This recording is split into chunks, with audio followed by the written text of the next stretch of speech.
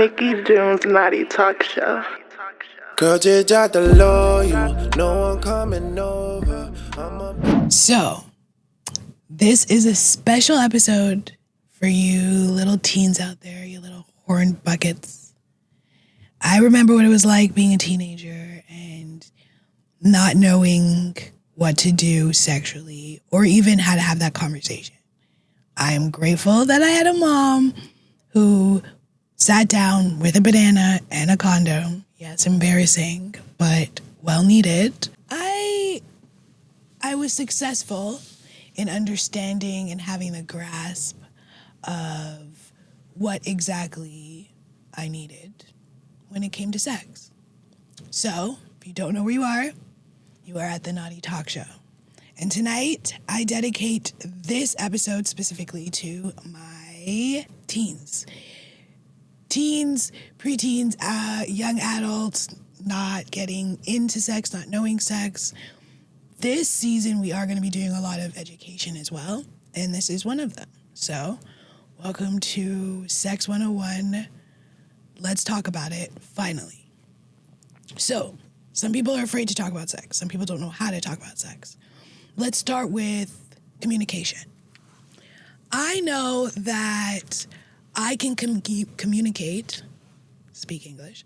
I know that I can communicate with my daughter, who is in high school, by having honest, genuine conversations. So for the parents who are watching this, for the new parents, the ones who have teenagers or aren't sure, I want you guys to not be afraid to have a genuine, basic conversation. My basic conversation started with body parts. You know that you have a breast, you have a vagina. I don't use little kitty words because I feel like you want to make sure that if anything happens, I know this is trigger warning. I know that it's hard to think about something bad happening to your child. But in cases of that, you always want to implement moments because we can't always protect them and we can't always stop a predator before an attack. So using words that are actual, factual, vagina, penis, funny story. My son, who is a toddler, we don't have a word for his penis. He just knows it as a penis. So we were getting dressed and I was sending a voice note to somebody and he started screaming about needing to pee or his penis getting bigger. And the voice note recorded that moment. The person was like, where did that come from? And I was like, my apologies, that was my son. And they asked, they're like, how did your toddler know the word penis? And that was the conversation I had. I'm not always around my son. He goes to daycare. He is around family. And if something were to happen to him and he has to explain that to somebody, you want them to be able to explain it specifically in the manner of, yes, I have been touched in my butt. I have been touched in my vagina, in my penis. Things like that are important to have those conversations. So communication on the parent side is important. Communication on the kid side is important as well. If you feel that you can't have a conversation with your peers or your mom or even your guardian, whether it's your mom, your dad, whatever guardian, your grandparent, find somebody who you feel comfortable with, you feel safe with, to ask questions or answer questions. Me as Nikki, I'm here. That's what I'm here to do. I'm here to make sure that we are not just having great fun, but we are doing it safely. And it starts with our teens. It starts with educating them on the correct things. This was something important to me because I watch a lot of stuff. And one of the things that I do watch, shout out to the Toxic Confessions. And what the Toxic Confession does is it has a whole bunch of people who sit there and they give out legit toxic confessions. And one of the confessions had me so mind blown. He had said that there was a girl out there that he used to fool around with, hook up with, and he got her pregnant. At least that's what she said. He's like, it couldn't possibly have happened. I never came inside of her. There was no way. So the host was like, okay, so if you didn't come inside of her, explain to me how it is that she got pregnant. Like, where did you come? And he was like, oh, like I came on her vagina. He's like, I came on her pussy. But not knowing the education of sex and how that works, how the sperm, it sits there for what, 24 to 48 hours? I think it can stay inside of you for 48 hours. That's why you do the plan B. And it can sit outside the vagina for about 24 hours. So yes, and they're swimmers. That's why they say, like, I got swimmers, I can swim, because that's what they do. I think what we need to do is advocate more for the actual sex talk in school, in our education, as to the small little things about abstinence. This is for my teens. Don't get me wrong, abstinence is the most important thing, because giving your first time, it can be important. It's literally the first thing that you'll remember.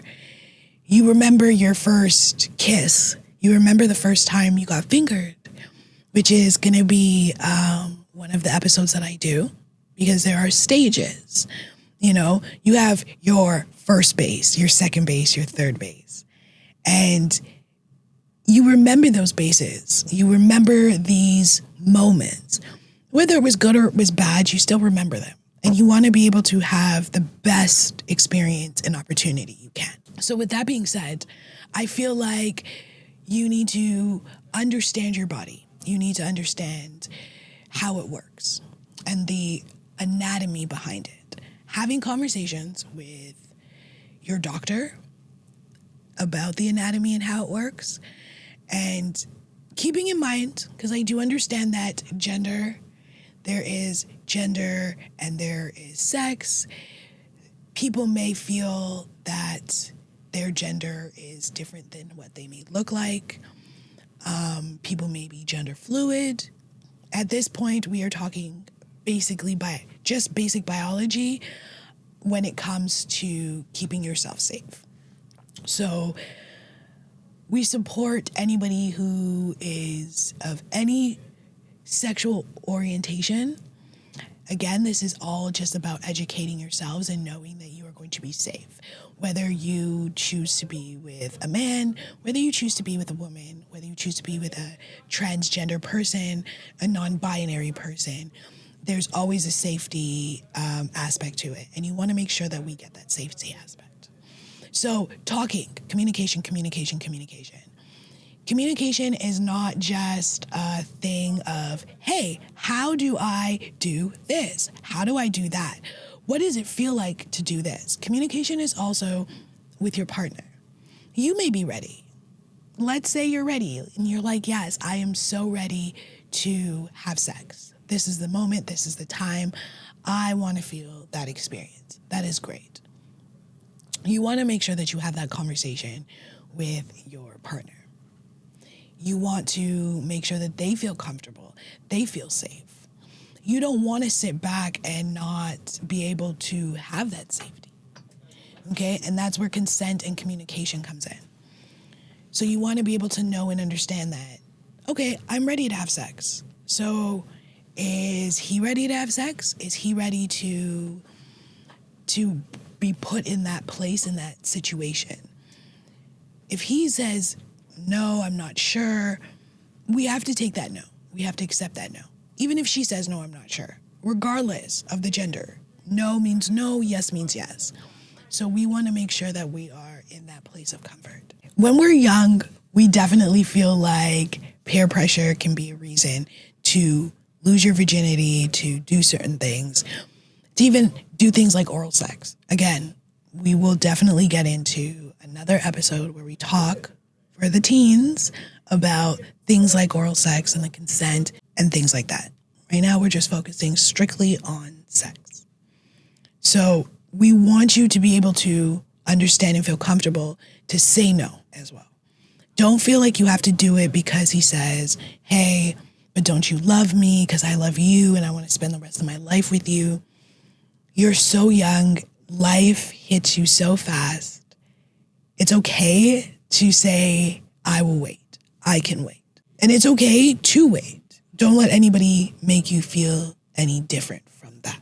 So now that we've gotten to the communication part, where you can have that conversation with your mom or have that conversation with your dad, your doctor, again, whether it's a simple conversation of, what is the feeling like? Like, how does it feel to have sex? What does it feel like to be fingered? What does it feel like to be touched? Is it gonna hurt? What reactions is my body gonna have? If I choose not to wear a condom, what would happen? What are the consequences? And a lot of those consequences are STIs. If we're not safe, if we don't get the safety after we get the consent, that also becomes a problem. I will say that having a baby at a young age is very hard. It's very difficult. It is a life-changing experience. Having a child at any age is a life-changing experience. But having a child young is a very, very life-changing experience. There are many people out there that are super successful. They get through it. It's not the end of the world. I'm not here to say that teen pregnancy is good or teen pregnancy is bad. What I'm saying is to be smart in regards to your decisions. And if you are not looking to be a teen pregnant, the greatest thing that you can do for yourself and your body, because your body is at its peak, is to get the information and all of the contraception you feel comfortable with. As a woman to woman, I'm speaking to my ladies now, I want you to know that there are numerous types of contraceptions to help you avoid pregnancy. But when it comes to us as women having contraceptions to help us avoid STIs, it is very difficult. We mostly rely on a condom to do so. There is nothing wrong with getting tested. I'm going to repeat myself, and I'm going to say it for everybody. This is for the teen boys, the teen girls, the non-binaries, the grown men, the grown women out there. There is nothing wrong with getting tested. Getting tested only saves lives. And it saves lives by you knowing that you have something. And depending on what it is, STIs are very scary, but can be treatable if we connect the dots soon. That goes with any and every disease. But again, we're going to focus on sex. So I need you guys to go out there and get tested. When you get your period, ladies, I know moms, it's scary out there. Oh my God, my daughter has had her period. She's a grown woman now. She's a woman. It is scary, but it's that time to have that conversation and to get checked by your doctor to make sure that everything is okay. When you have sex for the first time, it is impaired, again as a female, to go and get yourself a pap smear. Well, Nikki, you're talking to me like I know what a pap smear is. It's okay. Again, I got you. This is why I'm here. A pap smear is when a doctor takes, and you've heard this probably on TikTok many times, their forceps specs, they go straight in, they open. The doctor gets the opportunity to open into your vagina and gets to see, swab, do all the things that need to be done, any tests that need to be done to make sure that everything is safe and healing. Cervical cancer is very big here in Canada. Again, another topic that we will be discussing. But this helps. This pap smear will help you determine if you have HPV, if you have cervical cancer, if you have a certain STI. You want to make sure that you are being safe and healthy. You want to get all of your blood works, your HIV, your AIDS, your gonorrhea, your chlamydia, all of that done. And for the men as well, you want to go out there and you want to be able to be safe. Get tested, okay? I don't care if she turned to you and said, oh my God, you're the only person I've had sex with. People lie. People will lie and take things to their grave, especially when it comes to sexual activities. We have people out here doing private sexual acts with people, with non-people, and not telling anybody. Here's a story. I know I've heard this story many times, and you guys could probably have heard so many stories about this because, unfortunately, it is a kink, and it is gross. So, viewer discretion advised, I guess. But there are people out there that like to have sex with dead bodies, corpses. And people who have sex with dead corpses, they catch some type of disease. I wouldn't say it was a disease. I think it's more of like an infection. And it can be a sexual infection that only people who have sex with dead bodies catch.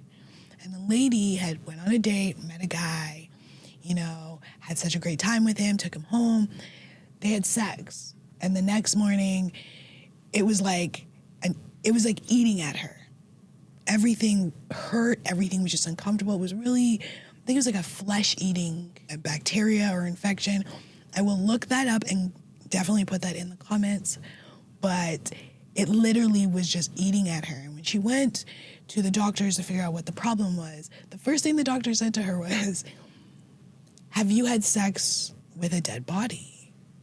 And she was like, "No." So the doctor says, "Okay, well, have you had sex with anybody that works at a morgue by any chance?" And it just so happens this man works at a morgue. She was like, "Yeah." Well, he is having sex with a dead body, and whatever bacteria that you get from doing that has been transferred into her. Long story short, she gets whatever antibiotics she needs, she gets healed, everything works out for her. But not knowing what people are doing sexually causes people to get infected. And if we are not safe, this is how things spread. So we want to be able to understand and know what it is that we are discussing and how we're discussing it with the people that we are about to have sex with. Once you've done that, you know what the contraceptions are. Ladies, do not be fooled by the, it feels better without the condom. Let's do it without the condom. There are so many condoms out there that have a skin feeling to it. There are ridges to it. There are things out there. And if you are the type, which is normal, masturbation is super normal, ladies and gentlemen, especially for the ladies, because I remember being young and feeling like masturbating was not it. It was very uncomfortable for me. But while masturbating, you're going to realize that you're going to try new toys, you're going to try new things. Masturbation, again, will be another episode. But with that, you're not feeling the actual feeling of skin to skin. Don't get me wrong, it is a beautiful, amazing feeling. But that is for somebody, a partner, someone that you trust, someone that you're safe with, someone that you know that you have had all of the boxes checked. You guys have shown each other your STD test. You guys have had the consent conversation. You guys have talked about what it is that you guys are looking for within the sexual moment. And yes, there's such thing as heated sex. There's such thing as that moment of, ooh, I just get it. But what we need to understand again in those moments, always have a condom on you. Ladies, it's okay to walk around with a condom in your purse, maybe two. That doesn't make you a whore, it doesn't make you a slut, it makes you a safe person. Because again, you can be out with your man, you can be out with a potential, and he doesn't have one. That doesn't mean you have to put yourself in jeopardy for that situation. And men, there's nothing wrong with walking around with condoms as well. Having a few in your pocket, just know that condoms, they rip, they can get damaged, and they have an expiry date. Okay, so look at the expiry date, make sure that you are being safe, make sure that you are doing the proper research and the proper conversations that need to be had. Okay, guys? I also need you guys to understand, again, that there's different types of contraception out there. When it comes to women and pregnancy, there's more out there for them than men. We have things like an IUD. You have an IUD that goes straight inside, it gets inserted, forget about it. 5 years, you forget about it, you still have your period, you still go along as the beautiful woman that you are, but this will essentially clamp at your ovaries and stop the interaction between egg and sperm. You have things like injections, needles. There are needles that you take maybe 3 to 4 times a year. It'll stop your period, but also prevent pregnancy. There is this new thing that I have been seeing on Instagram called Freddie. It does seem like it is a prep to help prevent possibly catching any STDs. I will be doing my research on it to see what it's all about, but I did see it a lot in the LGBT community. Shout out to the LGBT community for always being well aware when it comes to sex and trying to stay as safe as possible. I believe that the last LGBT event I went to was a ball. Had a great time. One thing I did leave with was a lot of condoms. Like, that's one thing I always seem to find myself leaving with, is a lot of condoms every time, because they promote one thing, like the biggest thing that they promote in their community is safe sex. And I get it and I respect it because being gay, whether you're male or female, it does come with that automatic stigma of, what if you have something, because every gay person has it. And that's not necessarily what the situation is. So I feel like they are probably one of the safest communities due to the fact that they promote it. They try super hard to promote safety based on the research that they've done within their own community, based on what they've done for their own community and how they've done it, but I have learned a lot, and one of those things that I've learned is Freddie. I will definitely do more of a conversation about it, probably in the near future. But I think that you guys should check that out. Definitely enjoy that. See what it is. Do your research. Do your research. You are never too young to do your research. If you feel that you are old enough to have sex, you are old enough to do the research to make sure that you are making the right decisions. Because one thing that I'm having deja vu about is, I remember my mother always telling me that when you get older, there's so many things you're going to look back at and regret.